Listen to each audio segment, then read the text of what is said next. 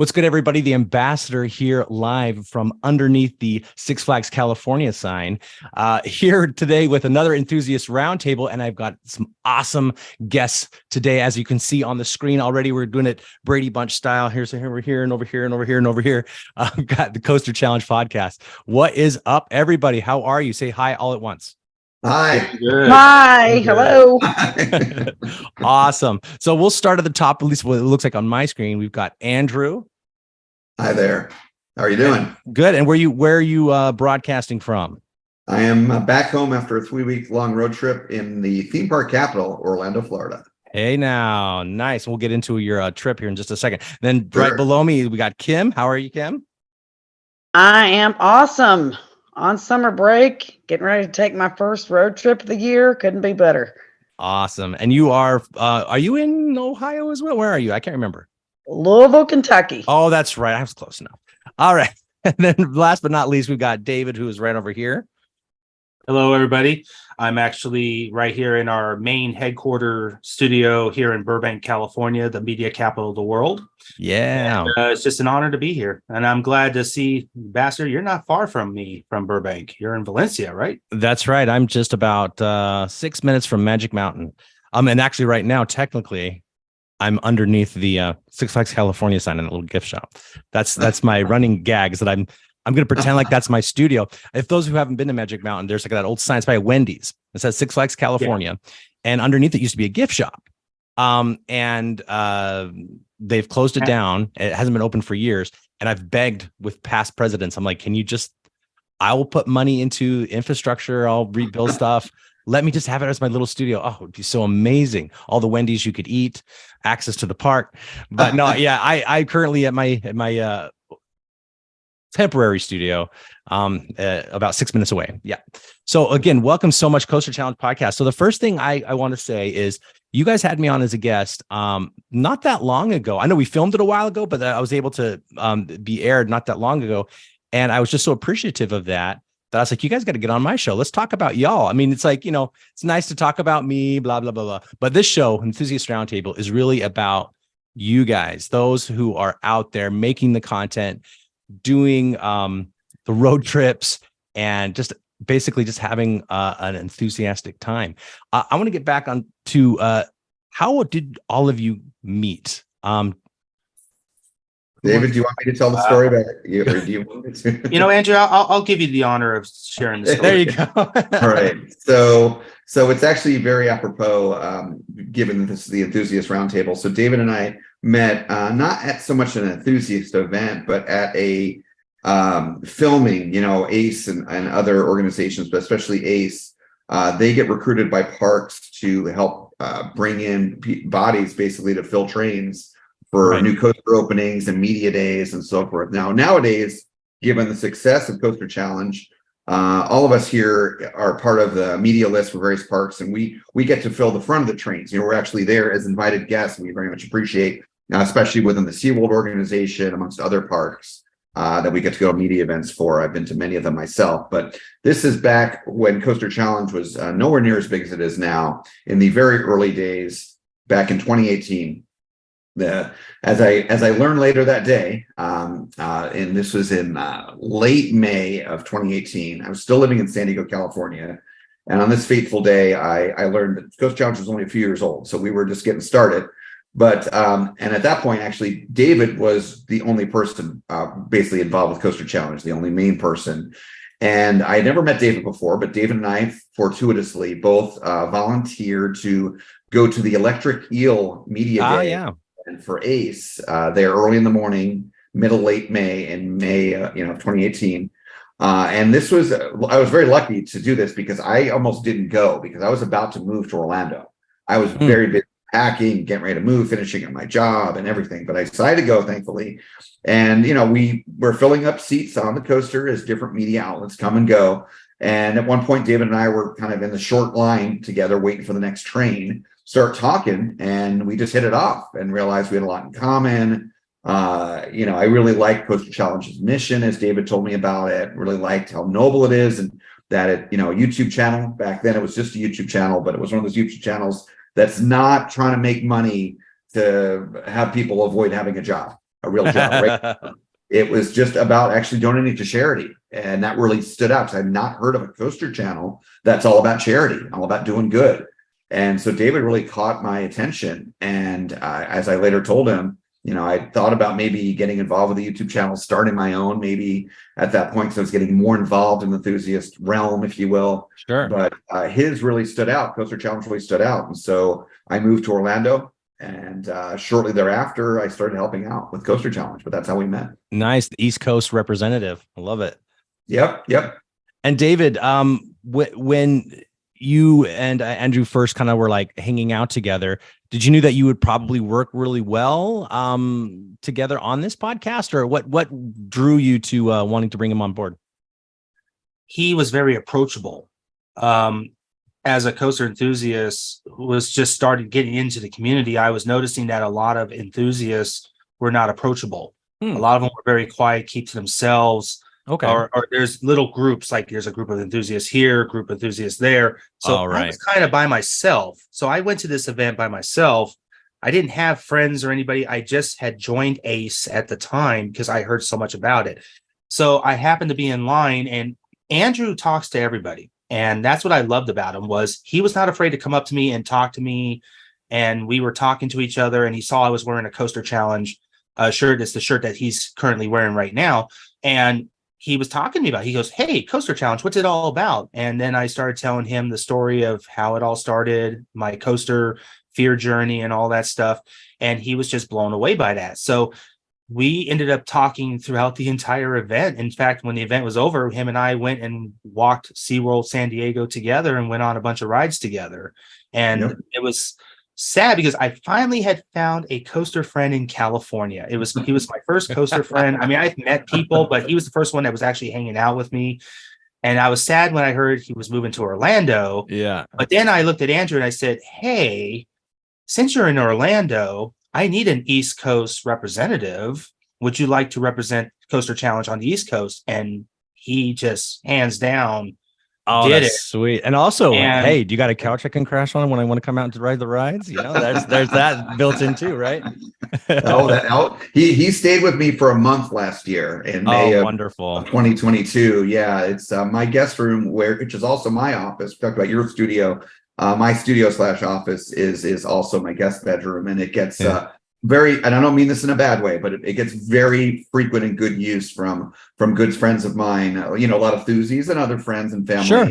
I love having people, I love helping people, and that goes with why I'm involved with Coaster Challenge, but it goes with the rest of my life, what I do for work, but also my friends. I love it when I can save my friends money and they don't have to rent a car and rent a hotel and so and that's a great point, because that brings together kind of what you were talking about, David, where the ACE is a great example of this. And Kim, we'll get to you. I promise I have not forgotten about you.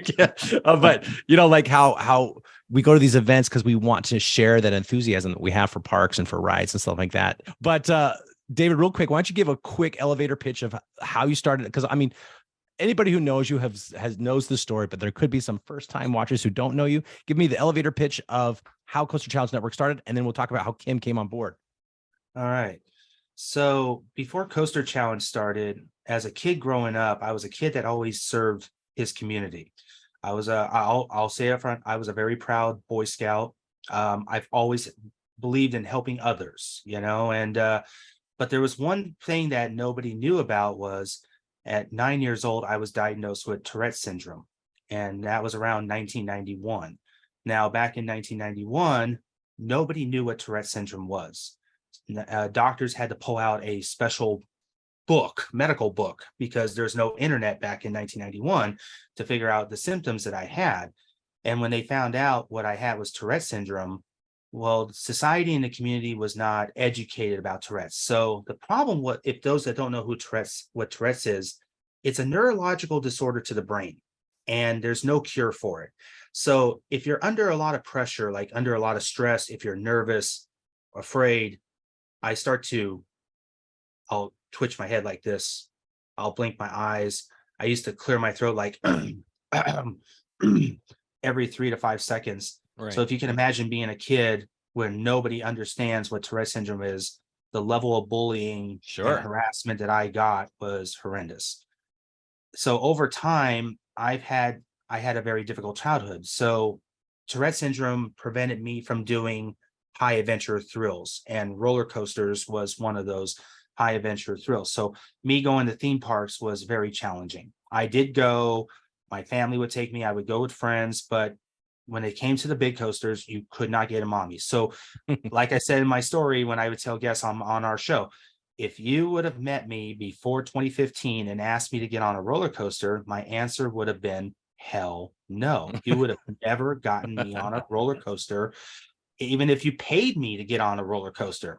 And believe me, I've had girlfriends that have offered me special favors if I could get on a coaster with them, and I even turned that down. Those special favors were treats and goodies. This is a family show. It was Twinkies and soda pop. So, but 2015 comes around, and it was a very difficult year for me in my personal life. I had a lot of challenges head my way. One of those challenges was I went through something I didn't expect, and that was a divorce with my wife. And that was just like it was right out of left field. I just had no idea what was going on, and I didn't expect it to happen. So I was going through a pretty difficult year. And so my best friend and I both had annual passes to Disneyland. And because even though I was afraid to go on coasters, I still love going to Disney. Sure. And so he says, hey, let's start going to Disneyland on the weekends. Let's just get away, because Disneyland is a place where your problems are out the door. You just think about having a good time, and you're around positivity and all that stuff. So we started going to Disney, and it was helping me. It was helping me perk myself back up. And then in May of 2015, there was a special event going down at Disney's California Adventure. I believe it was the Food and Wine Festival. I think that was around that time. But it was a 3-day event, and we decided to do a staycation where we stayed at a Disney hotel, the Grand California, and we did the whole works. It was like, okay, we're going to dedicate a whole weekend to Disney. And one evening, him and I were having a beer together, standing in the front, right across from the Little Mermaid ride where it views Paradise Pier. Right. And we're just having a couple beers together. And him and I are like, you know what? You would make my day if you would ride California Screaming with me, because I don't want to ride it by myself. And we're standing, you can view Paradise Pier, and you can see the coaster. And I'm sitting there right there. Yeah, the loop and everything's right there. And I'm looking at him like, good luck. You're not going to get me on this ride. I go, do you know how many people have tried to get me on this ride? People for years have tried to get me on this ride. Well, he's turned around and he's like, okay, let's get to the bottom of this. We're looking at this coaster right now. He goes, what is it about this coaster you're afraid of? And I said, the loop. I am so afraid to go upside down. I'm afraid of heights. I'm afraid of falling, the drops. And also it's a launch coaster. It's like, I've never seen a launch coaster ever. Yeah. I was like, that California Screaming was the first launch coaster I've ever saw. Ah, okay. And I said, so I'm like, I don't know what to expect on this ride. And he goes, well, I challenge you to get on this ride once and for all. There it is. And I paused from him when he challenged me. And I was like, what do I got to lose at this point? I've already gone through such a difficult year. And it's like, what is a roller coaster going to do to me? So I said, fine, challenge accepted. Let's go. And of course, when we get there, for a shocker, Disney, it was only a 13-minute wait, which is shocking for Disney because usually it's hours you're in line. But he puts me in the back row for the first time. And I'm looking at him and I'm like, are you nuts? You're going to put me in the back row for my first time. He goes, that is the best row of the train. I go, for my first time, I would love to be in the front. I would like to see what is going to be coming up ahead. I don't want to be surprised. But he's like, you got to do the back. And I said, okay. My teeth, I'm like, fine, I'll do it. So I get on that coaster. I'm hanging on. I'm literally like gripping the handles so tight on that ride. And we get to the launch pad and we got delayed. And I was like, oh, crap. So we're sitting on the launch pad for at least 5 minutes. And all you hear is, because remember, California Screaming is that original music. Right. So you hear that anthem music just replaying over and over. And it's that anticipation of when is Neil Patrick Harris going to announce the countdown. And then all of a sudden, without warning, he did the countdown and we took off. and I screamed my head off. I screamed bloody murder. I don't know how long throughout that ride. But when we got off that ride, Ambassador, my best friend's standing next to me, and I literally took my arm and I went like this around his neck. He's like, oh God, he's going to choke me to death. And I was like, let's ride it again. Yes, it awoken the inner beast. Yeah. I rode California Screaming 3 times that night, front, back, center. And every time when we got off, we stood on the bridge where we launched. And he's like, how you feeling? I said, you know what? It felt like a boulder was lifted off my chest. It's something I have never felt, even in since my childhood, because of my Tourette's. I said, I haven't felt this good in a very long time. Why does roller coasters do that? And he's like, I go, I want to know more about it. I want to know why roller coasters can make a person feel this good. And he goes, well, you should start a YouTube channel and film your first time experiences on every coaster you go on and get your reactions. And that's when Coaster Challenge was born, May 21st, 2015. Awesome. We just celebrated our 8-year anniversary as an organization. And we're celebrating our 8-year anniversary as the Coaster Challenge Network as we're launching this. Oh, that's right. I want to get into that for sure. The network I'm super excited about. But before we forget, waiting patiently as any good teacher does, we got Kim. Kim, why don't you introduce yourself and say how you met these boys? Yeah, I'm Kim. I joined the podcast last spring. I think my first official month was April of 2022. And the way I met David and Andrew was really by chance. It was the last night of Hollywood Nights back in 2021. After the whole event was over, and people were hanging around chit-chatting, and was preparing to leave the park. And that year we attended with some of our friends through the Coaster Kids organization. We used to go to a lot of meetups and stuff with them at that time. John Winnick, Tyler's dad, they had done an interview with Coaster Challenge previously. John's a good friend of mine. He's actually the one that brought me into the coaster community and got this crazy hobby of mine started. Some would call it an addiction. I just call it fun. Anyway, John was standing there talking to David and Andrew for a minute, and I didn't even know who these guys were. And John looked at, I think it was David, and he said, if you want to hear an incredible story, go over here and talk to her. And we talked actually pretty briefly. It wasn't very long. David gave me his card and he said, hey, if you want to do an interview, email me and we'll set something up. So I sent an email. My family did an interview that fall, and it aired on New Year's Eve of 2021. And at that time, I was nearing the end of my weight loss journey. Right. But the fitness part, goodness, I didn't even realize at that time that it was barely even getting started. I was honestly shocked at the number of people, complete strangers, that messaged me that were inspired and were reaching out for help, advice, and whatnot regarding weight loss and making health changes. And the opportunity to join the podcast came along last spring. And, my thought process was, wow, I've never really thought about being able to have an impact on other people outside of my work. And I thought about it. The one thing that was kind of holding me back was one big fear I still had, was the fear of public speaking. And, just even hearing yourself talk alone in a room. Oh my goodness.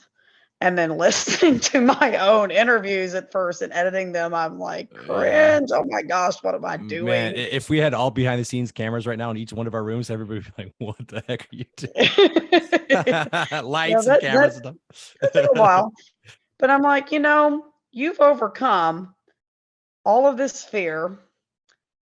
This is the next step. You're going to face this fear of hearing nothing but your own voice in a room, and you're going to help people while you're doing it.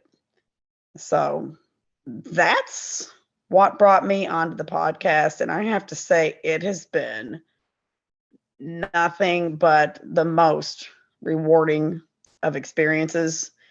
It continues to humble me when people I've never met come up to me in amusement parks. It's happening more and more frequently. Hey, you're Kim from Coastal Challenge, aren't you? And they want to stop. They want to talk about the impact that we're having. Yeah. And my son and I are getting ready to start up the next phase of Coaster Challenge, Trimming for Coasters with Kim and Jay in the fall. And I'm like, okay, we've been able to help this many people thus far. I'm extremely excited to see what the future brings for that. Absolutely. And that's what I like about, your I guess it's the network now, right? Is that it's all focused, just like David said, it's focused on helping people, and then more focused into helping people that also are enthusiasts with the roller coasters and theme parks. But that doesn't mean it's just pigeonholed in that community. Anybody can benefit from overcoming any sort of fear. Maybe someone says, I don't have a fear of roller coasters, but wow, if David could ride this ride that he was scared of, maybe I can go do something. For example, I watched that documentary about Alex Honnold, who climbed El Capitan free solo, without any ropes. And that inspired me. Not that I'm going to go and climb something free solo, but what it was is that it was very inspiring. And I think that's what's super cool about your, not only your podcast, but let's dive into it right now, because I also want to get to know you guys individually. But let's talk about the network. When did the spark of this creation to create a network happen?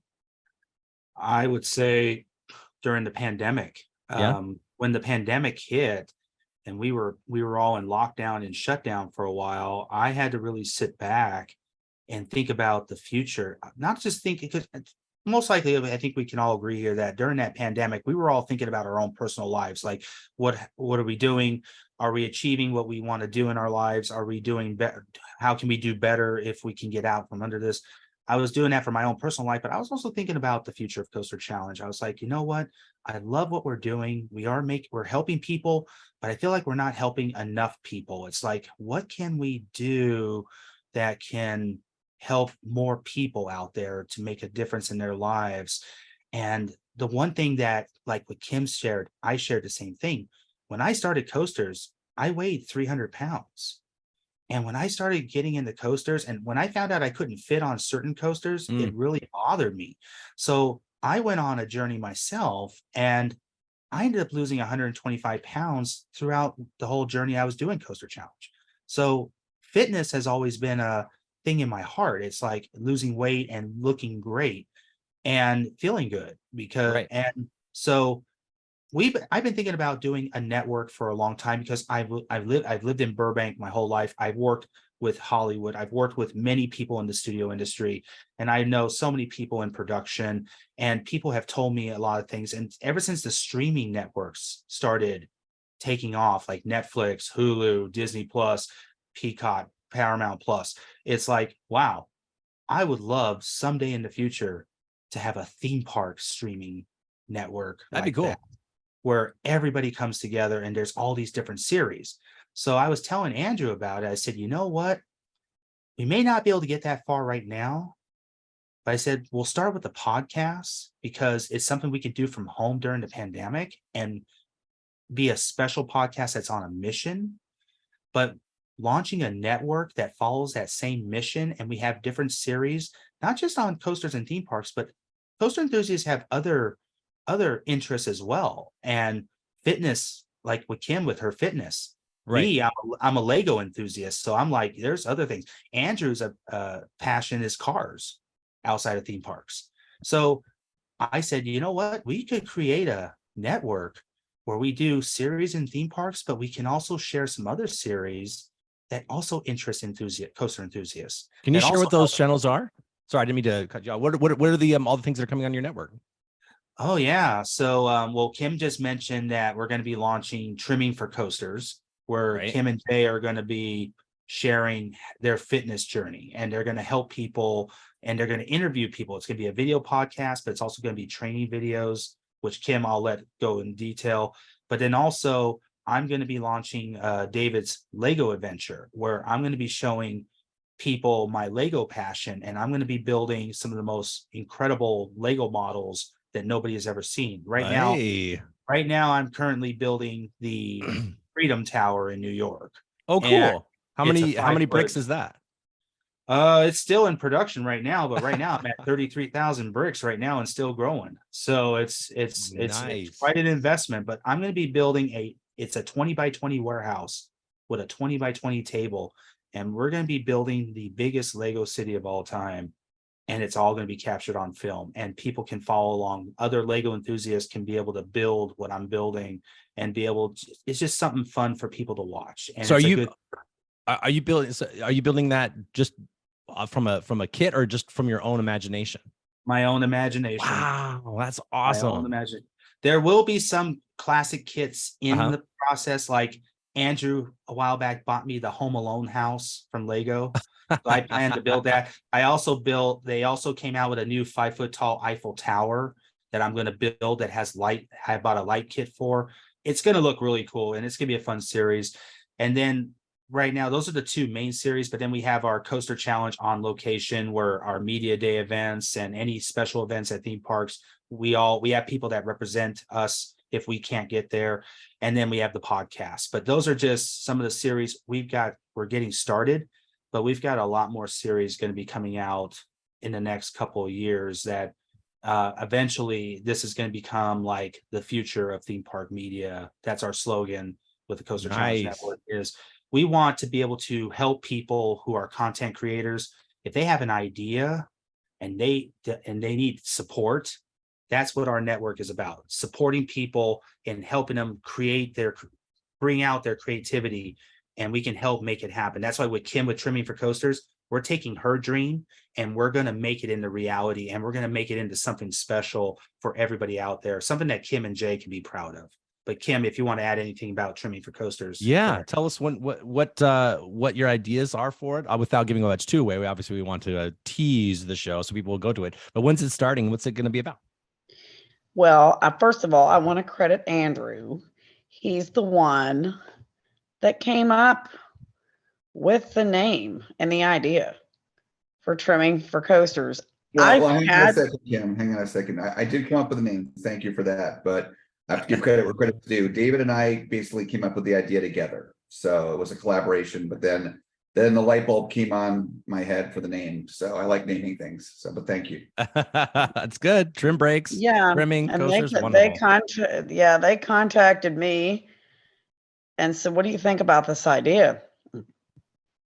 And I have been approached, and people have contacted me saying, "Hey, you should really think about doing something like this with the podcast."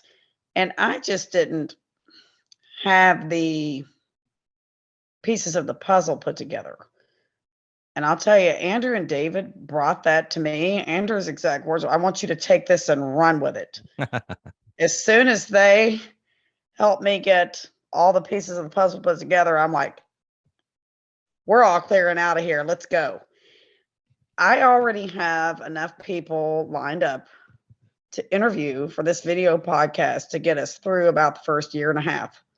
Oh, and great. That's before we've already launched. It's been a huge response to this. My son and I are also going to be providing how to exercise videos that are going to encompass all ages. I have arthritis in my knees. I also have bone spurs, shoulder impingement in my arms. So I'm going to be showing people how we do very similar exercises. Some of them are the exact same ones, but how the old folk with the arthritic pain that can flare up like me Mm-hmm. can get the exact same results as a 17-year-old kid without arthritis just by creatively working around it. So we're going to be providing workout videos for people of all ages that I'm really hoping can help a lot of people. And also, the people we're interviewing, one size literally does not fit all when it comes to nutrition and exercise. So, we're going to be talking to people about what works for them because, I did my weight loss was a result of Weight Watchers. Some people don't have success with Weight Watchers. It's just not their thing. So, talking about what works for other people, not just with nutrition, but with working out and fitness as well. Mm-hmm. Because the things that I do aren't really doable or enjoyable for other people. So, really helping people see. I'm sorry, my dog is going crazy. That's okay. Helping people see there's different ways to achieve success. And, there's not just one way to do it. We're also going to be showing how to eat healthy in amusement parks. Smart. How to get that exercise and activity in when you're taking a 2-week-long road trip. How to make that happen. And we're also looking forward to reaching out to park culinary staff and talking with them as well. Oh, clever. It's going to be a very exciting series, Ambassador. I think this is going to, because that's been my travels. Kim has seen it. Andrew's seen it. When we talk to people, the number one issue is losing weight so they can be able to fit on these coasters. They want to be able to ride every coaster. And that's been a major thing. And when Andrew and I are late nighters, and him and I were talking at 3 a.m. one night, and I turned around to Andrew. I said, you know what, Andrew, the number one thing I hear in conversation is losing weight, eating right, and trying to fit on these coasters, especially Tron. Tron's right, biggest thing was there was a weight limit. Like if you were over a 40-inch waist, you had to be in the back of the train because with the little car there, right? Yeah. So that was a big thing when Tron opened. Was the biggest thing in the coaster community was they were complaining about they couldn't fit on the ride. So I was like, you know what? I had that same problem at Magic Mountain on Riddler's Revenge. Oh, really? I waited 3 hours in line when I started Coaster Challenge to get on Riddler's to find out I couldn't fit on it. And I was so upset with myself that I couldn't get on this ride and I had to take the walk of shame. But I went back, I looked at the ride, I said, I'll see you in 1 year. I'm going to lose the weight and I will come back in here. Sure enough, in 2019, I came back and I got on the front row of Riddler's Revenge. And I went out there and I was like, yes. And I got to ride that front row and I was very proud of myself. And same thing with like certain inverted coasters like Batman. Some of those over shoulder restraints, they're very hard. I remember at Cedar Point, Wicked Twister was a very tough one. So that was a big issue. I can imagine. Yeah. I was telling Andrew, I said, you know what? With this network, we could create a series where we can help guide people. And I said, and watching Kim's success, Kim and Jay, I mean, if you saw the before and after pictures of Jay, I was blown away. Blown away. He is like Arnold Schwarzenegger right now. And I looked at Andrew and I said, this is perfect for Kim and Jay. I said, this is a series that will help educate people how that if they can do it, so can we. If I can do it, so can they. We just need to have the tools to show them the way. And that's what Kim and Jay are going to do with Trimming for Coasters. And I'm very proud. And I can't wait for that series to launch this fall. We've got some great things. Kim and I have been talking a lot about it. And I can't wait to get this launched. Now, Kim, I bet you that people have a lot of questions when it comes to like weight loss and how they were able to how do they approach it on their own? It's like, what are some of the challenges and questions that people come up to you and ask, and what you're going to address on the new channel? The main things I want to highlight are, one, that the same thing doesn't work for everybody. So we're going to be talking to different people that have achieved success in many different ways. And I mean, you don't have to be where I'm at, at the end of the journey. If you've lost 20 pounds, we want to know what you're doing to be successful. Right. If you've lost 100 pounds, great. I mean, this is for everybody. But, I lost weight with Weight Watchers. That was the nutrition component that helped me succeed. Weight Watchers is not for everybody. So exposing people to a variety of ways nutritionally and with exercise as well that will work for them. Right. I've really gotten into weightlifting and other types of strength building exercises. I'm not going to give away too much, but one of the people we're going to be talking to is a competitive swimmer. I really am not a fan of swimming. I can swim, but I'd rather not. And if that was my main source of exercise, I'd be defeated before I started. I mean, that's just me. The main reason I don't like swimming is I'm blind and I gotta have glasses on or I can't see. And if I can't see anything, it's no fun. So it's just not really something you end I up want to swimming do in circles. Yeah. And another thing too that we want to highlight is cost. I've had so many people ask me, do you have a coach? How much do you pay for a gym membership? I'm cheap. My money goes to coaster trips on a budget. I'm someone that looks for the absolute rock bottom dollar price for everything. You're hitting up David saying, hey, can you build me some Lego weights? Maybe some Lego kettlebells. That'd be sweet.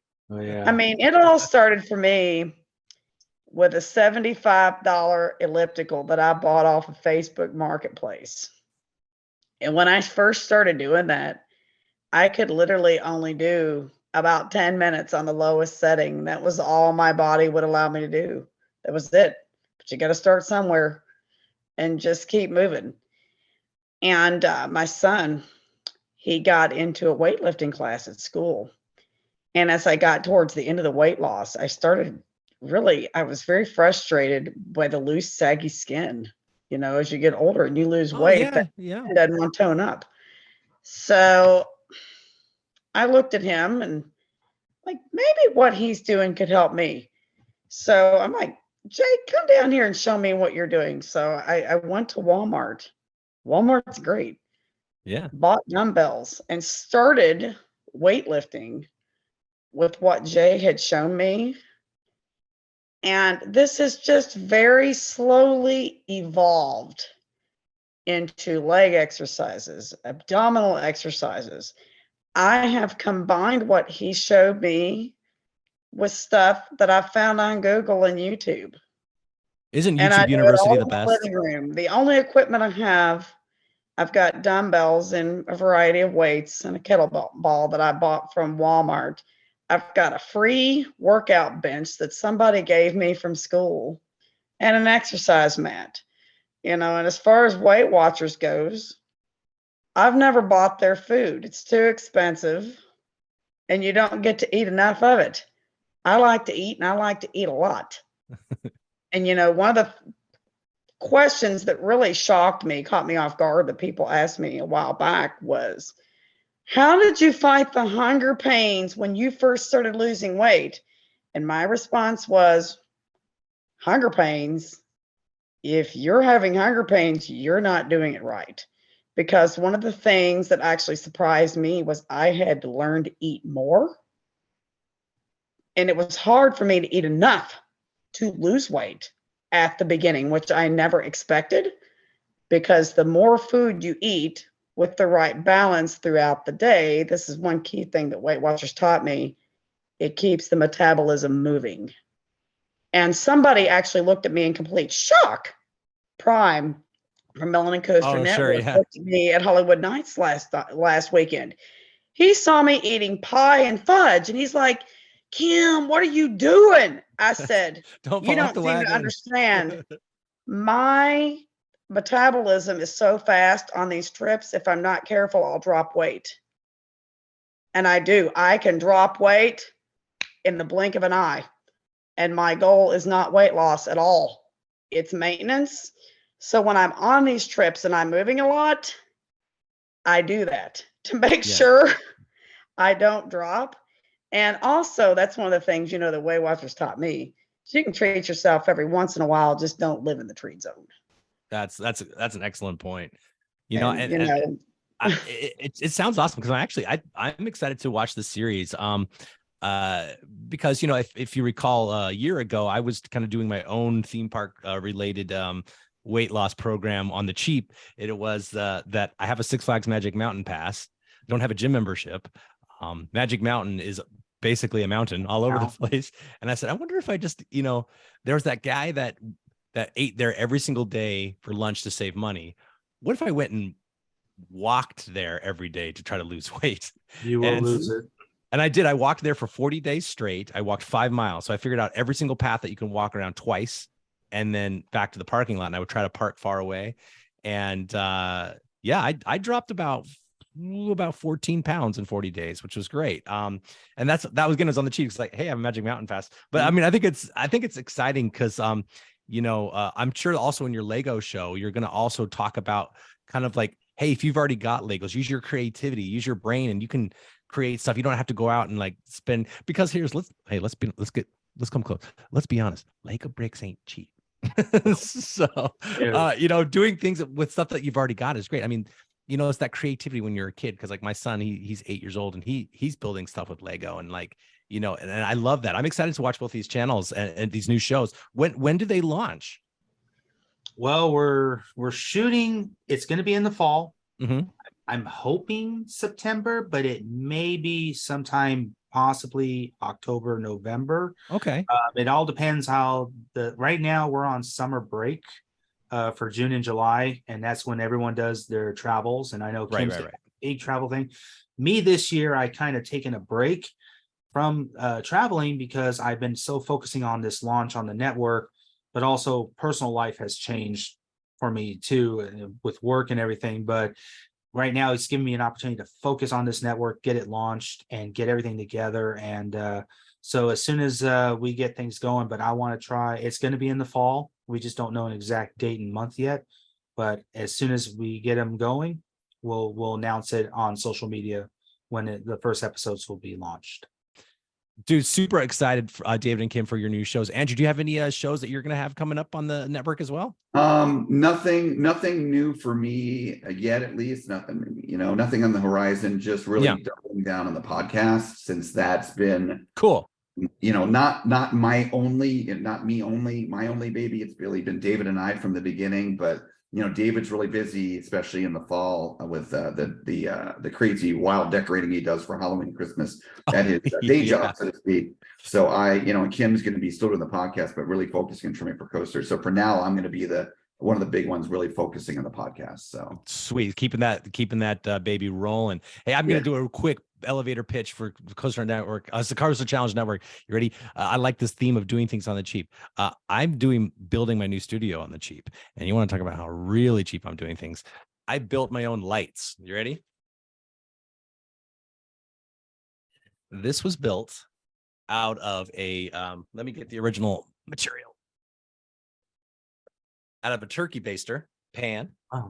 Oh, that I found at the grocery store for $1. They were on sale, $1 a piece. See, and then I bought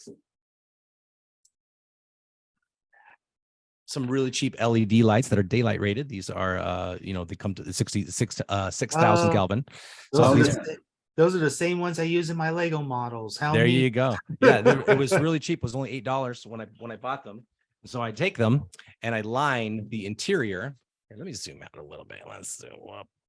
There we go. I zoom. I align the interior. Obviously, I take this part off. Drill a hole in the back, and I bought a shower liner at Lowe's that was on sale and clearance for $2, and I cut that to make it my diffusion. Yeah. And I put a rubber band around it to hold it in place.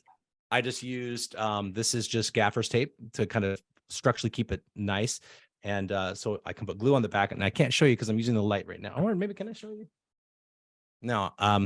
But I put a little cell phone holder on the back with hot glue, and then the cell phone holder I have hooks to the tripod. So the light I'm using right now is one of these, and all in these cost about $16. Huh. That's a hack. Oh, that is Not bad. So how about that? How about that's very creative. doing things on the cheap? Here, watch. I'll turn off the light so you can see the difference. Oh, yeah. There it is without the light. Yes. Oh, yeah. Wow. There it is with the light. Whoa. Very nice. So I've got 3 of them with my new studio. I'm going to have the actual round table, and I'm going to have the cameras in the center. I'm going to drilling a hole in the center of the table. Have the 3 tripods that hook to your desk, and they're going to be pointing out 3 cameras 3 different ways, and they'll have lights on them, so we can still talk to each other, but you won't see any of the lighting equipment or cameras on camera. It's amazing. So there you go. On the cheap. There's a show for you guys. Nice. On the cheap, featuring the ambassador. Oh, you'll have to. I know that in the fall, when haunts happen, a lot of us, our team is down here in California, so you'll have to invite us to your studio when it's done. And Absolutely, like I'm excited. That's kind of like what I'm really excited about. You know, again, I don't want to take too much time because it's not about me, but anyway, I do enjoy having everybody come in and just getting to meet people and talk, and you sit around. And I think there's a great energy when we're talking on Zoom and things like that, but when you're in person, just boom, feeding off each other's energy. And also one fun thing I want to do, and I'll let you, again, back when I was on the show as your guest, I dropped a little hint that I was actually starting the show again. So I'm going to give you another exclusive coaster challenge. I'm actually going to purchase some merch from whoever is on my show. In this case, I'll purchase one of your shirts, and I'm going to use those shirts as a backdrop for me. So every single guest I'm going to have a shirt from every single guest that comes on the show, and that'll be my backdrop. Just because this show, the Enthusiast Roundtable, is about you. Everyone rides together. So it's like, I'm grateful to have you guys on, and there you go. Another first for the Coaster Challenge Network. But let's get to know more about you guys as far as enthusiasts go. I'm super excited for the network, and you guys should check it out. Everybody should definitely go over to their website and also their YouTube channel and watch there was a trailer for the trimming for coasters. I know that there was a trailer for that. Go watch that. Super awesome. Let's get down to the nitty gritty. I want to know now, David, you kind of already answered this question, but I want to know, one of my favorite things to ask you guys is what created that spark? What created the spark of enthusiasm to make you want to pursue this crazy adventures that we all go through? You had said, am I right? Was it the Incredicoaster? I got California Screaming.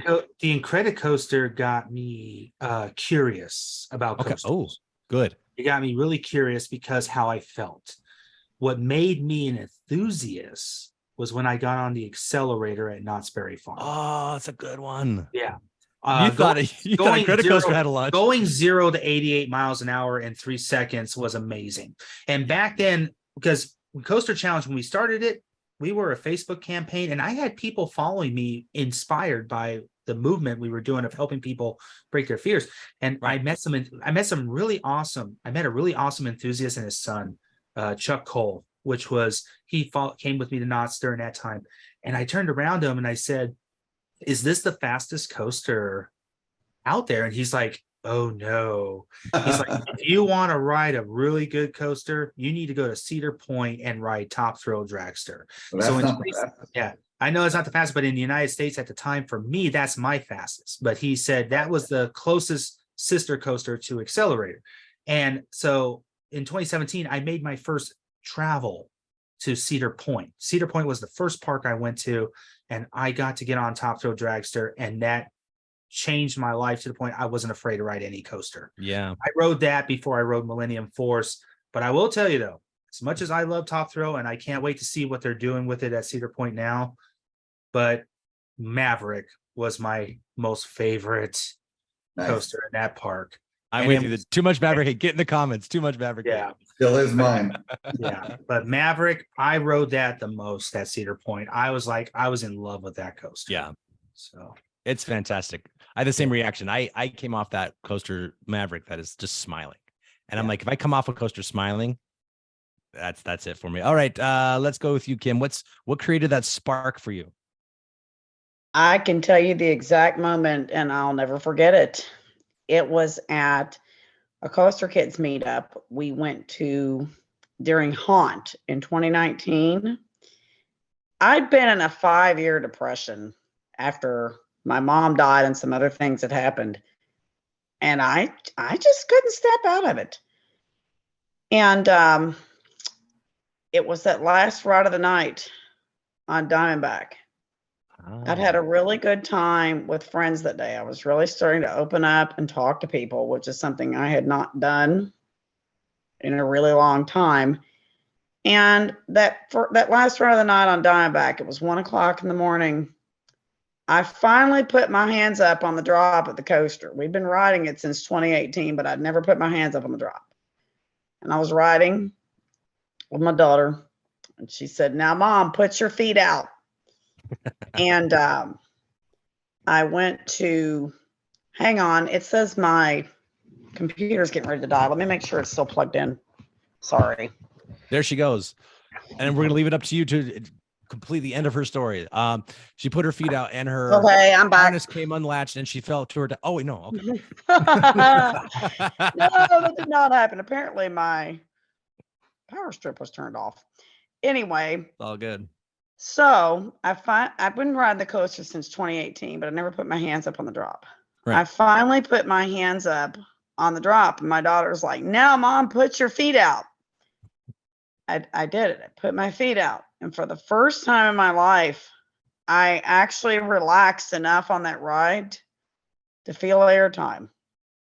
Now, it wasn't much, I have to tell you, because I was about 10 pounds away at that point in time from even being able to fit on Diamondback. Mm-hmm. But with every pop of airtime I felt, all of the stress, the worry, the negativity, everything that had me in that depression just immediately left my body.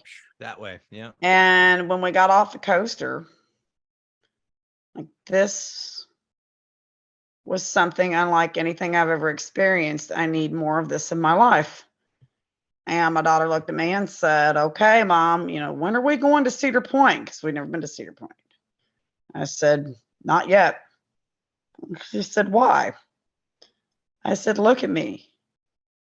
I can't fit on Millennium Force or Top Thrill Dragster like this with those itty bitty seatbelts." I said, "I've got work to do. I'm going to lose this weight and I'm going to be riding with you."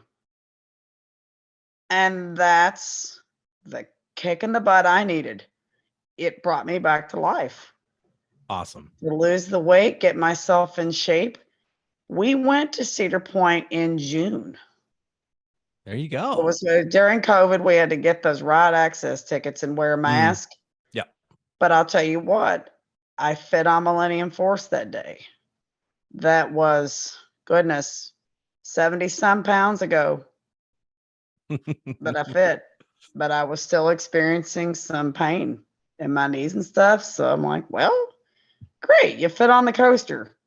Now keep going and see if you can get yourself feeling even better than you're feeling right now. And that's what brought me to it. Well, and awesome. It also helped me to realize too, the connections that riding coasters and overcoming fear has in not just one area, but every area of your life.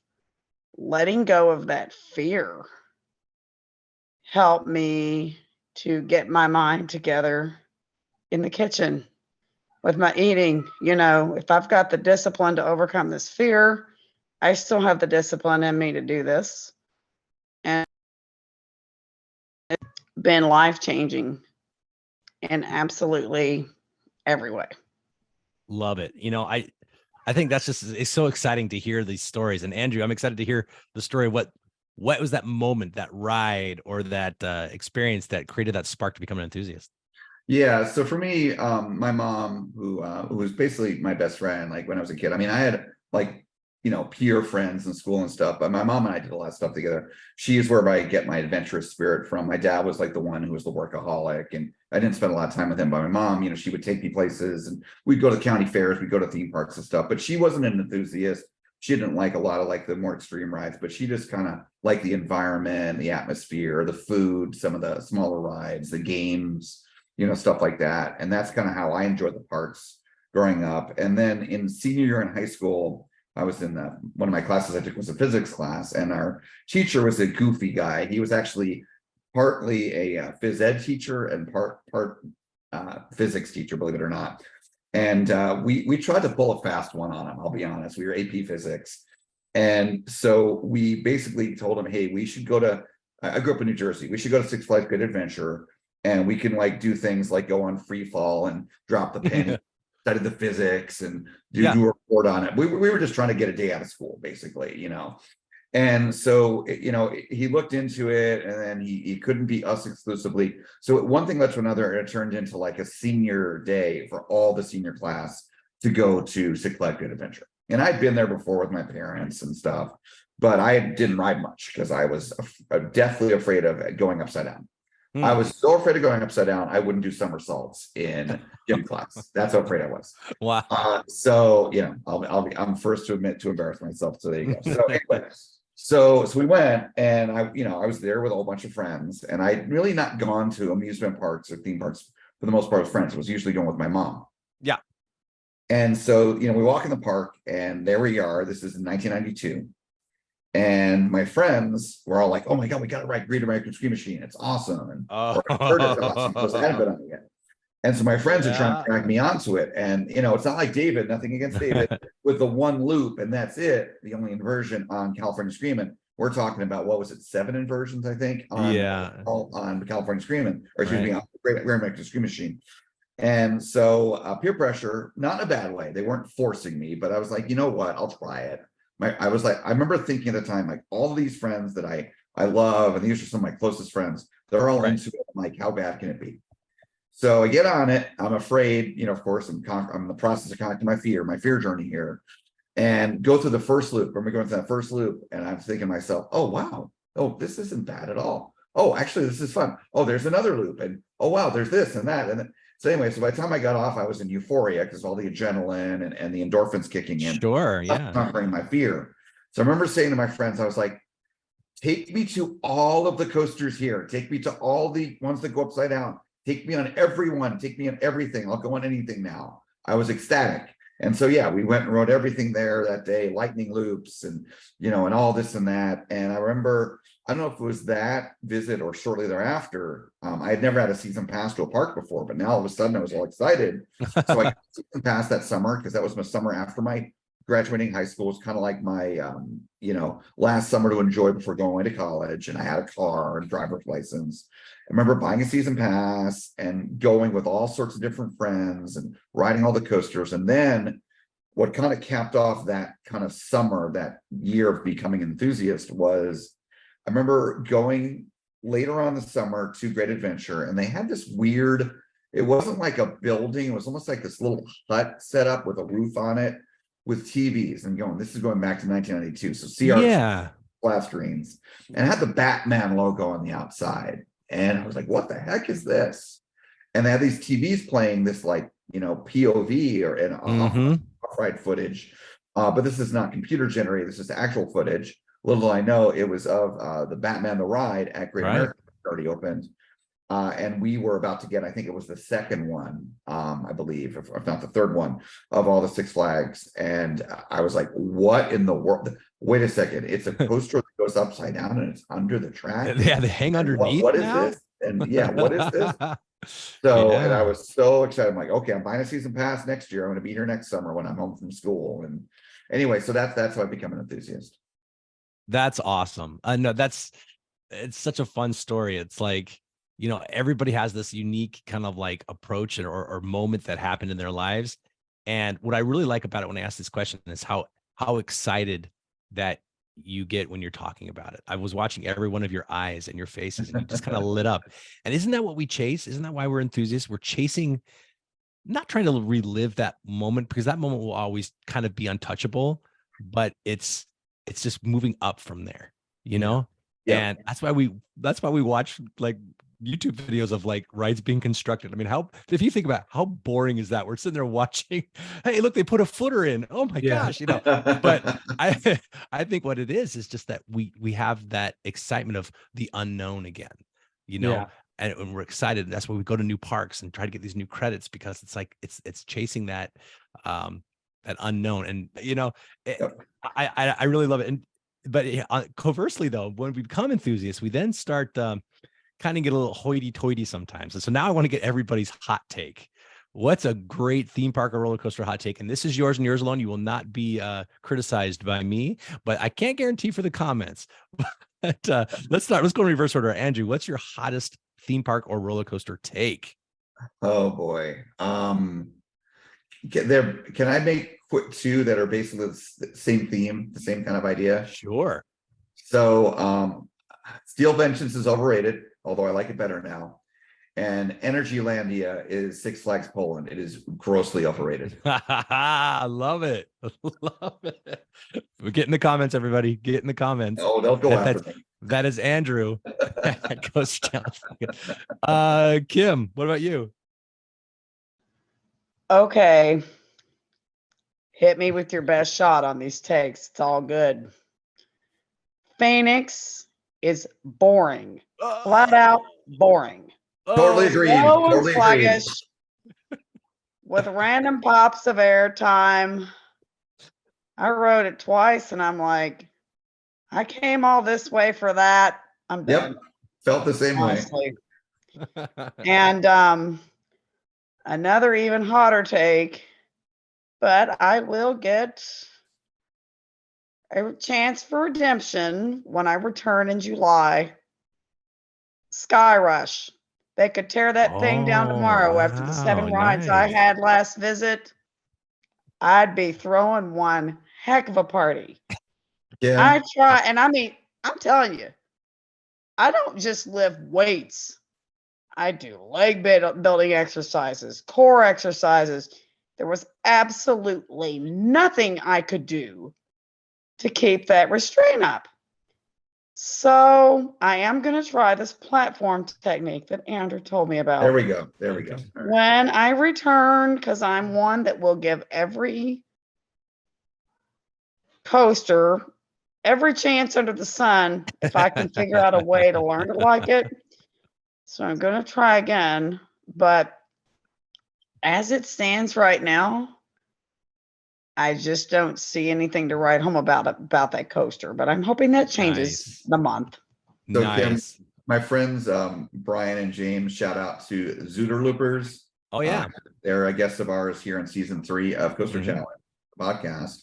They're friends of mine here in Florida, and they just went to the first time at Hershey, the first trip there for Wildcats Revenge. And I was chatting with Brian just a couple days ago, and I told them the trick. In fact, it was so funny. Brian calls me because I mentioned to him before when we were hanging out, but he calls me a few days before they left on their trip. He's like, Andrew, what's the trick for Sky Rush again? And I went through it all with him. And anyway, so he tells me afterwards that the trick worked perfectly, and they love the ride, and the restraints didn't hurt, and blah blah blah. So anyway, well, Andrew, you're teasing this technique. We're gonna have to come back to it, because I don't want to forget David. Okay, sure. We're gonna come back to it. Put a pin in it. David, hottest take. Well, there's 2 in my mind, but mine are probably going to be a little rare that mentioned. So, all right. One is already gone, and I was personally there at Magic Mountain with music playing, celebrating. I think I know where you're going with this one. Green Lantern. I am glad that coaster is gone. That was the one coaster after I broke my fears. That coaster made me scream in panic because I felt like I was going to be ejected off that ride. It scared the crap out of me. And I said, I will never ride that ride ever again. Another coaster that I I need to give it a second. Like with Kim, I'm willing to give a coaster a second chance. Big Apple coaster at New York, New York. Oh, okay. When I went on that with its original trains, I was in so much pain from that coaster because they have those things that rest on your Yep. shoulder. Those things killed my neck when I got off that ride. Now they've changed it to Premier trains. I have Right. not experienced that yet. So my next trip to Vegas, I got to get on that coaster and try it again. And Nice. see if it's changed. A little tangent. We'll circle back a little bit. Actually, it's the Big Apple coaster that made me an enthusiast. Oh. Yeah. Vegas was my home park for many years, and it's the very first time that I experienced something other than the traditional loop or a corkscrew. So the dive loop that was on that ride was just such a unique element. I'd never experienced anything like that before, so I had to go online, and that's when I discovered Roller Coaster Database to try to figure out what that element was called and if it was on any other ride, and that sparked my interest to wanting to continue ride. So I might be the only enthusiast in the world that became an enthusiast because of the Big Apple coaster, the original, because I wrote it opening year. Very, very cool. All right, let's circle back here to Andrew real quick, and have him give us the his infamous Sky Rush. What is it called? The platform maneuver? What's going on with this? Yeah, so and there's a there's a couple of Sky Rush is interesting because there's a very, very close enthusiast friend of mine. In fact, if you've not had him on your show, Ambassador, you need to. His name is Ben. He's known as Coaster Dolphin on Instagram. He's yeah. Coaster Dolphin, if you're watching. Yeah. So he has Sky Rush method, which you can use on any coaster, which is all about getting more room by, kind of pushing yourself forward for, with restraints and getting some airtime room there. But of course, always with safety in mind, nonetheless. But this, I don't have a name for it, but anyways, what you do is you have to ride the wing seat, which of course is the way to ride anyway. Right. And you basically, let's say you're on the left wing. You take your right leg and put it up on the platform. And you don't have to do this until after it dispatches, and that's fine. Because, I think I did it before, while they were still checking the restraints, they didn't care. Just in case you have an ops person that is bothered by it, anyway, put your foot up on the platform, once it dispatches. And then that way you can kind of, don't have to push up much, just a little push, little upward motion, to hold the restraints up. And just keep that pressure using that leverage of, say, your right leg if you're on that left wing seat to kind of keep the restraints up. And yeah, you'll feel them push down here and there, of course, but you're not gonna have your thigh crush, as the affectionate name of that coaster. You're not gonna have that the whole ride or any kind of major aspects of it. You're just gonna have it here and there for a split second. And then once it gets to the end, you can put your foot down and you're fine. And do the same thing in the right wing seat, put your left leg up. So awesome. Well, I can't wait to try it. I haven't been to Hershey Park since 1988. So Sky Rush was just a twinkle in Mr. Hershey's eye at that moment. So I'm excited to go to Hershey Park, especially for Wildcats Revenge. So thank you for all your hot takes. Again, everybody get into the comments and let them know how wrong or how right they are. It's fun. And remember, everybody's opinion is just that. It's just your opinion. Like, I don't like B&M looping coasters, and that includes every B&M coaster that has a loop. Don't like them, but that's just me. But I love the Gigas and the Hypers and the Megas. I know that Kim has to go. So before she goes, I want to give her a proper send out here. Give us your plans. You said you had a big fun trip planned this summer. What are your plans and where can people find you? A big fun trip. Anyone that knows me knows that there's always just a little bit more than that. So I've actually got my calendar in front of me right now so I can share with you all the details. This first trip, I'm leaving Saturday night, the 10th. We'll return home on the 19th. We're going to be here, there, and everywhere in Oklahoma, Missouri, Iowa, and Minnesota. Looking to get hopefully 30 plus coaster credits on that trip. Wow. I am taking my number 400 sign with me. If I somehow manage to get every credit on this trip, I will end this trip exactly at 400. I'm currently at 365 with 35 potential credits on this trip. Whether or not that happens remains to be seen. Now, which coaster do you want it to be your 400th?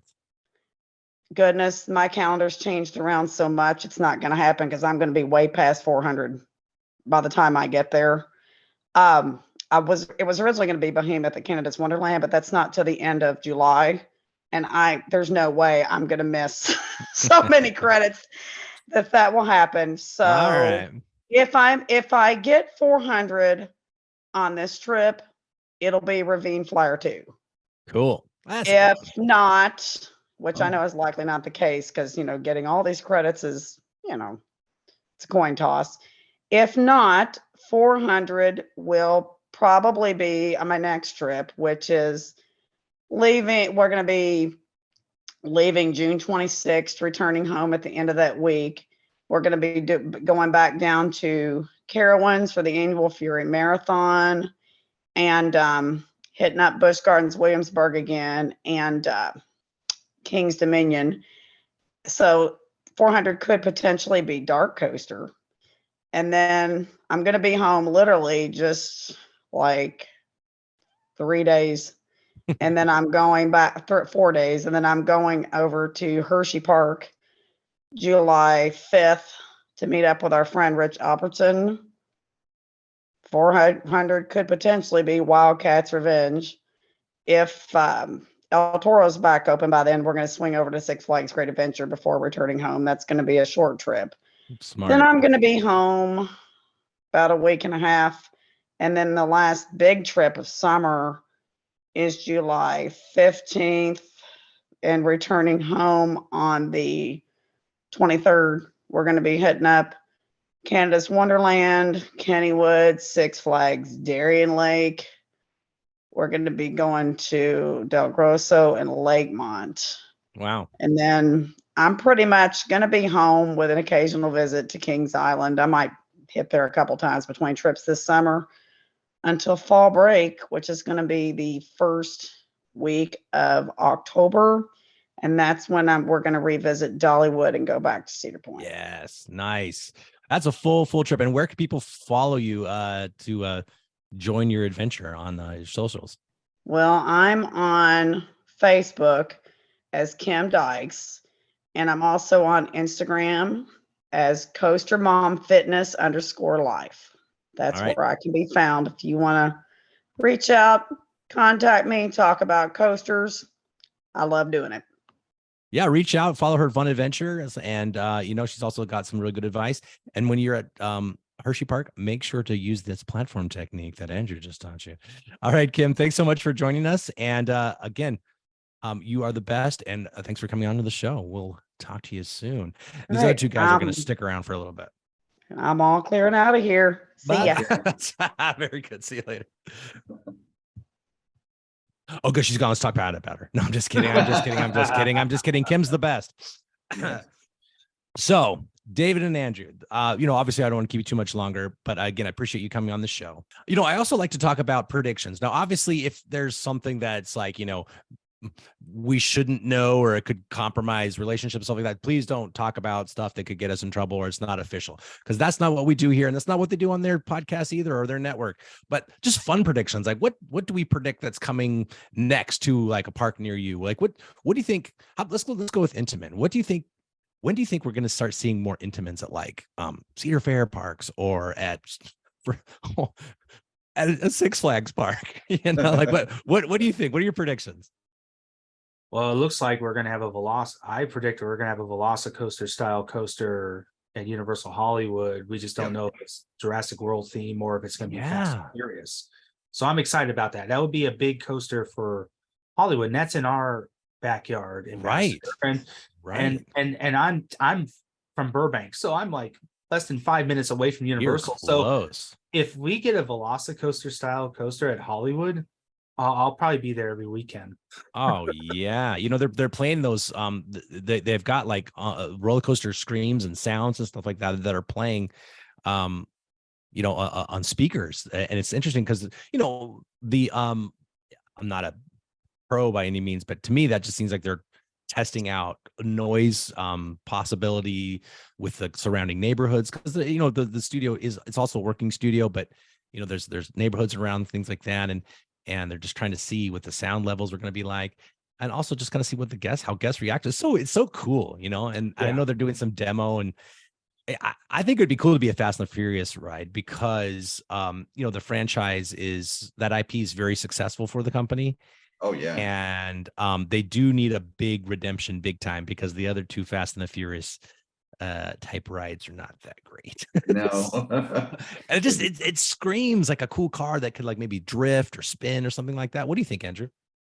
Yeah, no, I agree with David that I'm pretty sure it's going to be Fast and Furious based on the rumors and so forth that are out there in the public. And Alicia Stella has been really good at reporting. Oh, right. Theme park. Yeah, Alicia's amazing. Yeah, theme park stop. She's like the Universal Pro expert, and yeah, she's awesome. And I've met Alicia a couple times as a David. I'm friends with Ian, her co-host, and he and I chat offline. And there's definitely something going on there. But as far as Intamin in general, well, I'm a huge Intamin fan. I'm one of those kind of hot take related from earlier, although you kind of heard from me already. I'm one of those enthusiasts. I don't think RMC is God's gift to enthusiasts. Wow, see another hot take. He's keeping them rolling, everybody. I mean, I like some RMC coasters, but I think RMC is a little bit overrated. It's like once you've ridden one RMC, you've ridden all of them. Sure, yeah, I agree. I love Aranguazi. It's my favorite RMC, and I love Outlaw Run. But then, like, you know, the other toppers or the other. Iron Horse, the other iBox tracks, they're all the ride the same. But anyways, but they all feel the same. But as far as Intamin, that's my favorite manufacturer. Yeah, they take risks. They take risks. And that's why they have challenges and things go down because they take the most risks. Yeah. If you look at the theme park, the coaster spectrum, like a linear scale of risk, you've got B&M who takes like very little risk. You've got RMC in the middle, you know, others in the middle. You got Intamin the other end. They take the most risks. And anyways, but in 2007, they took some risks and they kind of redefined a thrill coaster with Maverick. And just absolutely. Was expecting it. No one was expecting it. And they did a number of other Blitz coasters, some great, some not so great, you know, Cheetah Hunt, meh. Maybe that's a hot take. I don't know, but it's meh. But then you got Taron. You have Terran, which is my number one, and it's amazing. And those who have not experienced it, you've got to, because it combines incredible ride forces and launches and theming in such an amazing way that it's even, in my opinion, better than Velocicoaster, especially when you get those coveted night rides at Wintertram, their Winterfest in November, December, January, which I did last year, which is just incredible. But then, you know, and great, Terran is amazing. It's my number one. But in my opinion, in 2021, as they did, you know, just under 15 years earlier, Intamin did it again. They knocked out of the park again. Yeah. And redefined in this case, not just a thrill coaster, but a themed thrill coaster. Right. And I think we're going to start seeing, as we were just talking about at Universal's other parks, say Hollywood, we're going to see other Intamins at other Universal parks, Beijing, and all of them, Singapore. You know, these Blitz style multi-launch coasters, but I think you're going to start seeing Intamin start making rides again at parks that you know, they haven't been working with so much. And they just got the one at Parque Warner with the Batman, which looks phenomenal. So yeah, I mean, people are calling it, like my friend Bennett, the one I mentioned earlier, he just was there a week or so ago, a couple weeks ago, and he's calling it the Velocicoaster of Europe, and I can't wait to ride it myself. Yeah. But yeah, I mean, so I think Intamin is really gonna up the ante with, and really what it comes down to is incredible layouts, you know, great layouts, great launches, but also Intamin makes, along with Mach, they are the two manufacturers that make the most comfortable trains and restraints. Right. When you have companies, like B&M and others that are still using over-the-shoulder restraints. Again, that's where that B&M conservatism, that lack of risk taking, I think is going to hurt them in the longer run. But I love those lap bar restraints on the Intamins and the Machs. They're just fantastic. Yeah, they really are. And you know, it's fun to see just those risks that they're taking. But not only are they taking risks, but they're like making sure, kind of like not the Intamin of old, but they're like, okay, we want to take a risk, but let's really go to, like, you know, Stengel engineering, and let's really make sure that this works for the, you know, center lining and heart lining, like Pantheon and two Tatis and stuff like that. And you know, I'm really excited. I'm excited for you know, whatever park gets them. And what are the predictions that you guys have that are going to be imminent? Anything for the state side that you guys see coming or that you want to see coming? I have one, but David, you want to give one first? About predicting like what could come to a park. Sure. I have a strong feeling we're going to see Tron at Disneyland. Ooh, Oh, yeah. Interesting. Yeah. I think we will. They ordered an extra Tron. One went to Orlando, but the other one, it's got to be slated for California. And right now, Tomorrowland at Disneyland is in desperate need of an upgrade. And if they put Tron in there, that would really change Tomorrowland at Disneyland. Ooh, they should put Tron and make it work on the existing Rocket Rods track that's just been sitting there. Actually, I heard they were bringing the People Mover back to Disneyland. Really? Yep. Reusing that true. track. Yeah. Yeah, I heard that Intamin's going to be making the People Mover. No, I'm just kidding. Yeah, I got a good buddy that works at Disney Imagineering. Speaking of things that we're not allowed to talk about, he tells me some fun tea. He worked on. He's a ride systems engineer for Guardians, and he told me all about it before it really was announced. So very very cool dude. He's actually moving to the thing is when you're an Imagineer, and they move your entire family wherever you need to go. So he was in Shanghai for a couple of years, and then they moved to Florida for a couple of years for Guardians, and then he's been back here in Southern California for a little bit. Now he's going to Paris, and I can only speculate what he's working on. It's always fun to kind of tease him because I get close and he's like, Mark, I can't talk about it. So, yeah, I've got a buddy like that at Universal Creative that I protect him very carefully with things he's shown me things and told me things, and again, I don't want him losing his job. So exactly. So what do you see coming? That was a good one, David, by the way. I think you're right on with that. So this is one of those like reverse hot takes, because I don't think it's much of a stretch to say this, but it's something that's near and dear to me because, I mentioned earlier, I live in the theme park capital, live in Orlando. I'm literally 5 minutes away from Universal. Yeah. And, I've been, we talk about watching videos. I don't watch videos. I just go there. It's down the street, 5-10 minutes away. I periodically watch and see what's going on with Epic Universe's construction. Universal has been, and I'm not getting into the political side of things here, but Universal's been knocking out of the park these past years. It really started with Hagrid's in 2019 as they kind of did a about face from all these screen-based rides and all that stuff. Fast and Furious, you mentioned, Ambassador. But then, they continued through the pandemic. They didn't do reservations. They continued working on Velocicoaster. They opened Velocicoaster during the pandemic to rave reviews, both from enthusiasts and the GP alike. And they're just continuing, to build both in the existing parks. There's things going on at Islands of Adventure. There's rumors of Zelda going there. And of course, they're about to get our Minions attraction, the standing ride, shooting at things and all that, Minion Blast. But those are just a little teaser taste of what's coming in a couple of years with Epic Universe. Yeah. I think that Epic Universe is going to be, I don't want to call it the nail in the coffin, because it's not like Disney is going to go away, but that's going to be kind of the final key to the paradigm shift that we're already seeing. I see it when I'm here at the parks, where people are just getting so frustrated with Disney that they'll still go to Disney, but they're not going to do the whole week at Disney. They're going to spend half that. They're already spending a day or two at Universal. They're going to spend half that time, or even most of the time at Universal. They're going to start staying at Universal's amazing hotels, which are a fraction of the cost of Disney's hotel with the same quality. I think it's only a good thing. Incredible. I think it's only a good thing for Disney because, I agree with you. I think people are going to start making trips to go out to Orlando for Universal, and then they may do Disney.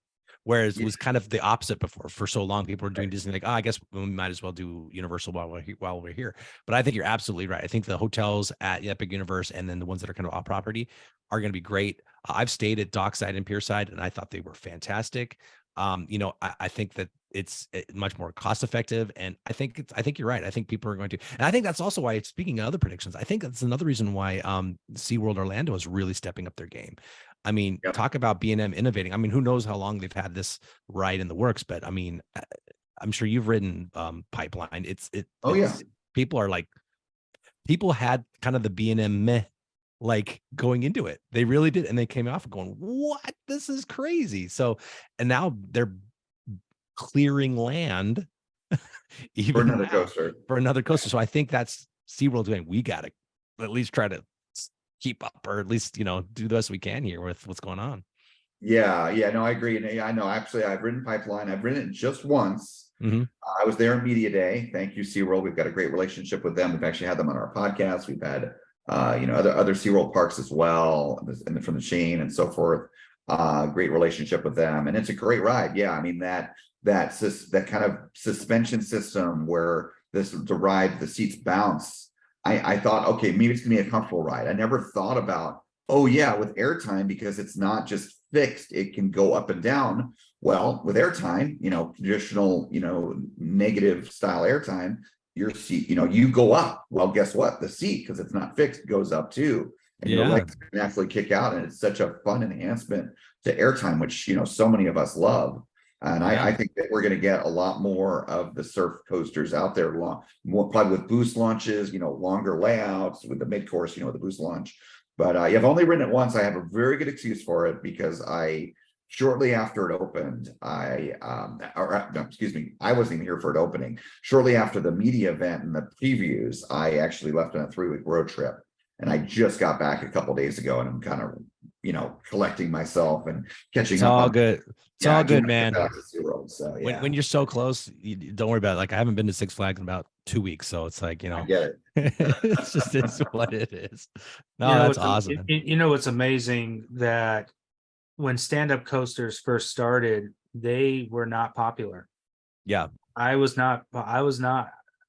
on several stand-up coasters around the country, and they were headbangers, and I was not comfortable. And to hear, especially the Togo one. Yeah. And then I guess B&M heard from the enthusiast community about these coasters and what they designed for Pipeline. When I saw the vest restraint seats, I was thinking, oh, okay, that's unique.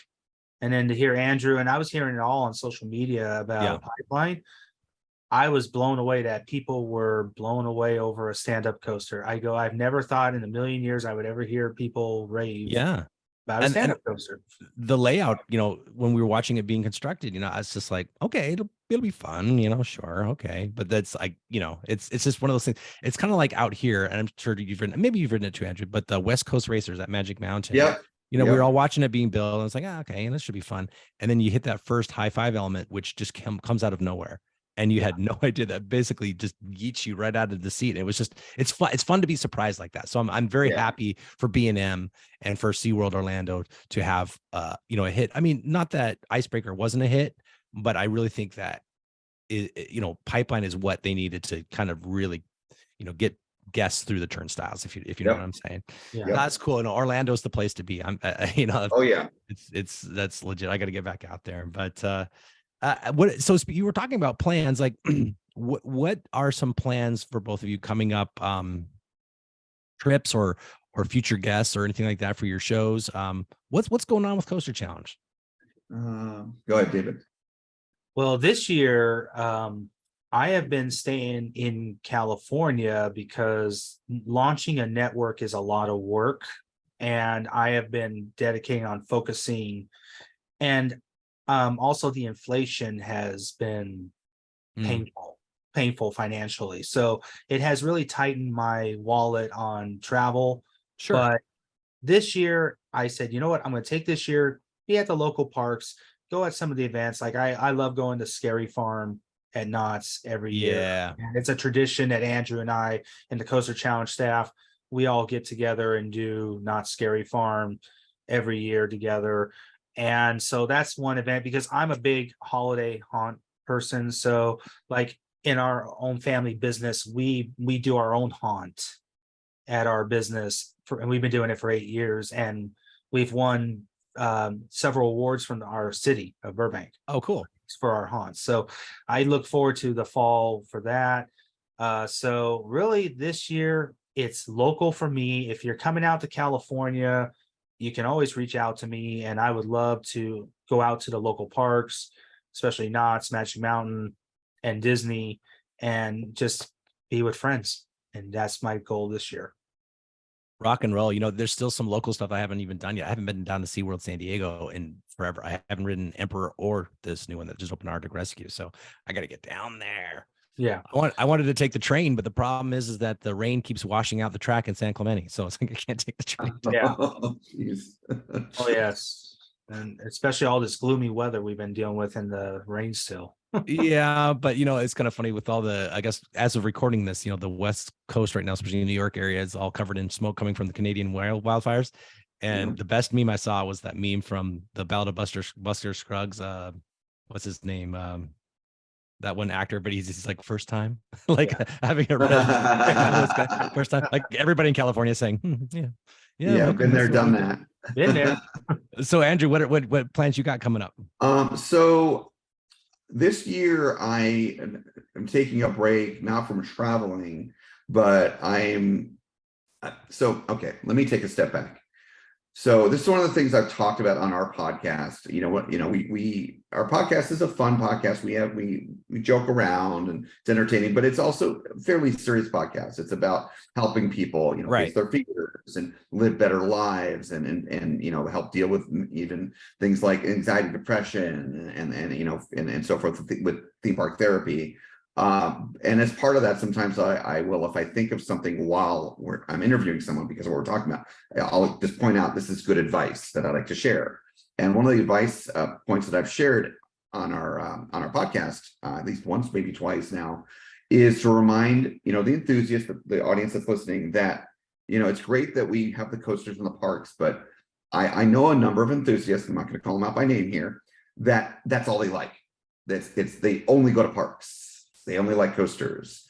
And I think that can be dangerous to have that like singular obsession in life. I think it's important to have multiple interests. And that's something I pride myself in. And I've been doing a lot of park stuff these past few years. And I'm still doing parks this year, but I'm doing other things too. I recently rediscovered my love of going on cruises. And I'm doing quite a few cruises this year. I've done 2 and I've got a whole bunch more booked. So I'm kind of taking more time for that, to kind of balance that with, and amongst other things, other interests, going out to Vegas a couple times this year. I haven't been to Vegas in a while. And we'll do some themed entertainment stuff out there.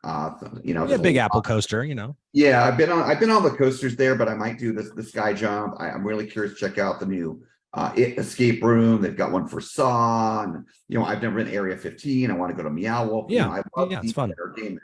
So there's a lot to do, plus all the shows they have at the casino, the hotel casinos. So doing that stuff, because I love things besides coasters. I love all themed entertainment, including shows. But beyond that, I am planning a couple of trips this year. One in September, David alluded to it, which is I usually go out in September for Knott's Scary Farm.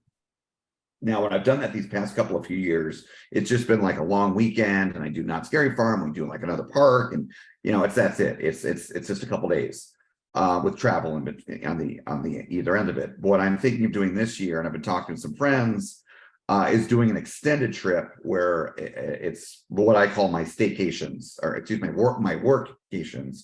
I usually do them as road trips. In this case, I'd fly, where I'll be somewhere during the week and may not do a lot of park stuff during that week, but I'll work remotely because I can work remotely in the kind of work that I do.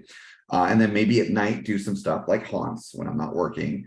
And then the 2 weekends surrounding that week, be able to have 4 days of park time and to dedicate those whole days. Because I've not been out to Universal Hollywood since I moved, and I've not done Secret Life of Pets. I've not done Jurassic World. I've not done, of course, Super Mario. I'm a huge fan of Nintendo, and I'm really excited about that. So there's a number of things there I'd like to experience.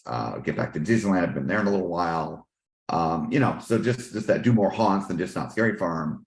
Yeah. So that's one trip, and that I'm excited for. But a trip I'm really excited for, which I've decided to make it an annual tradition, is to go to Europe, as I did twice last year. And the annual part of it, the repetitive part of it, is to hit up what are two of my favorite parks in the world. They're literally both on my top 5 list of all parks in the world. The other 3 are Universal Orlando and the 2 Disney parks in the US. And they are Phantasialand, which is my number 1 park in the world, and Europa Park, which is number 5. I've decided I want to go to them every year because they are that good.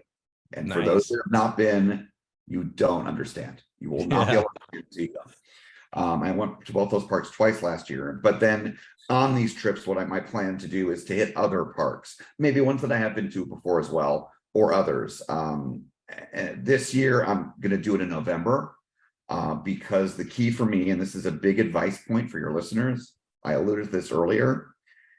So I've been to Phantasialand twice. I've been there in early October, was wonderful, and I've been there in December. The time to go is the middle of November through January, because that is when their Wintertram is open. That is the only time you can get night rides. Only time. They don't, it's not like they're open late in the summer.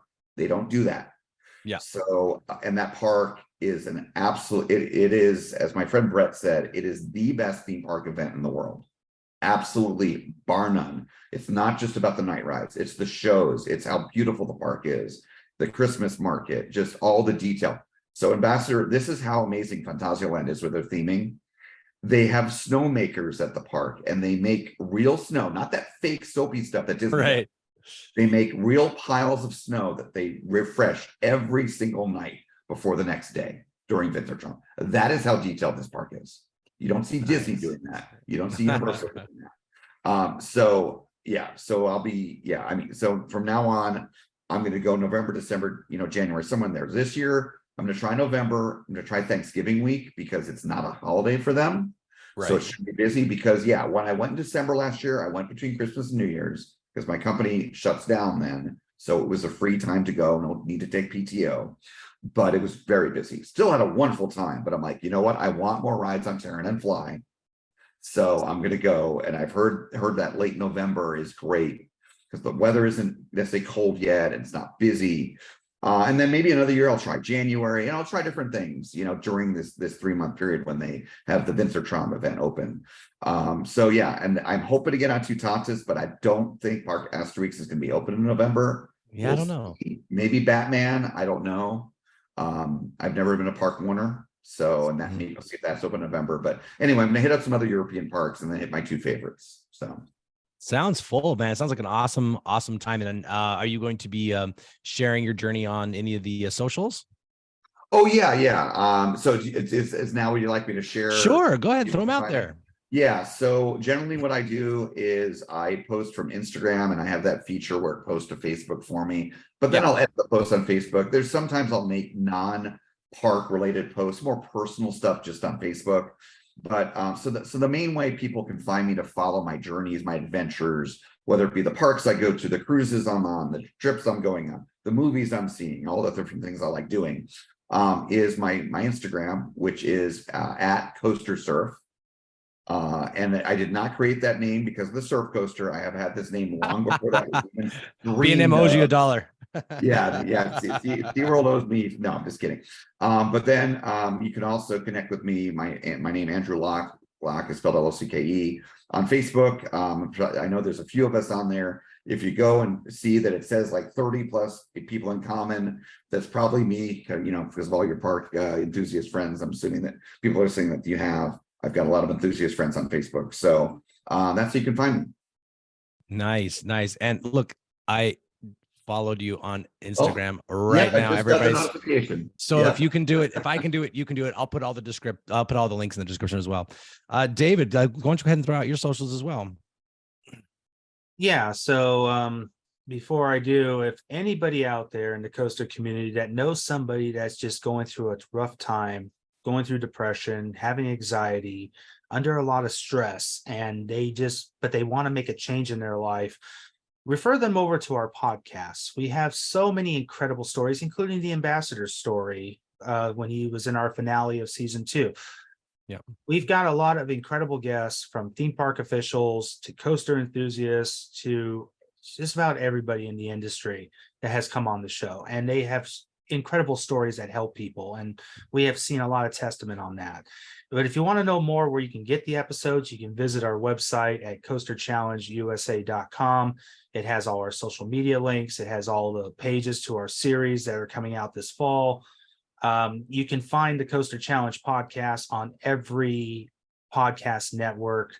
So whatever podcast you like to listen to, whether if it's Apple Podcasts, Google Chrome, Pandora, Samsung, or Podbean, iTunes, you will find it. And it's also, the episodes are available on YouTube as well. And make sure to subscribe on our YouTube channel at Coaster Challenge Network. We're on Instagram, Twitter at Coaster Challenge Network, Facebook. We're on everything. So you can find us no matter where you look up. And those of you who are watching on YouTube or Rumble, just look at Andrew's background there. That's where you can find all this podcasts, right? To look at his his background there. Yeah, no, definitely. I think what you guys do is super awesome. And, you know, and again, I'll share for my listeners what I had shared and what I was grateful to come on the Coaster Challenge Network is that I'm slowly developing vertigo, and it's much more difficult for me to ride coasters now without getting sick. I can't.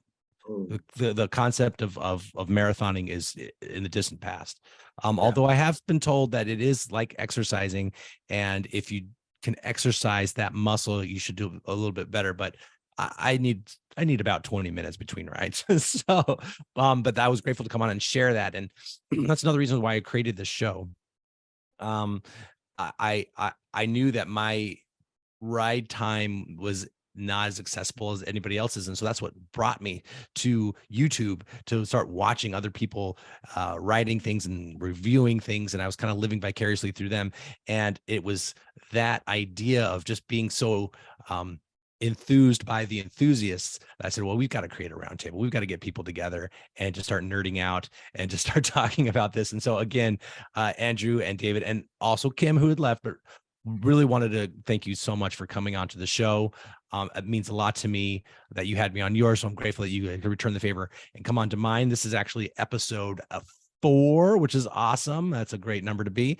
And again, when you guys are out to Southern California, come in person into the studio. It'll be great. We'll have a sit down. We'll have a laugh. We'll have a fun time. So on behalf, again, of David and Andrew, one last thing before we go, I always like to give you an opportunity to shout out a YouTube channel or an Instagram channel that you would think would be good on the Enthusiast Roundtable, and we'll be in contact with him. So David, shout somebody out. I think Blues Coasters would be a good. Blues Coasters. Yeah, Blues _ Coasters. That's Dylan. All right, I'm writing that down right now. Dylan. Andrew, who do you shout out? I already did it, but I'm going to do it more formally now. Again. One of my closest Boozy friends, one of the first guests we had on Coaster Challenge, actually the first guest we had on the podcast. Great, awesome, positive guy. You guys would get along really well. His name is Bennett, and he is known as Coaster Dolphin on Instagram. That's right, Coaster Dolphin. I know of your stuff. Give me a call. enthusiastroundtable@gmail.com, or you can hit me up at _ambassador_ERT on the Instagram. Again, on behalf of the Coaster Challenge Network, I got to get used to saying that because that's legit what you guys are doing. And also the Coaster Challenge podcast. This has been the Ambassador. And remember, everybody rides together. Let's go.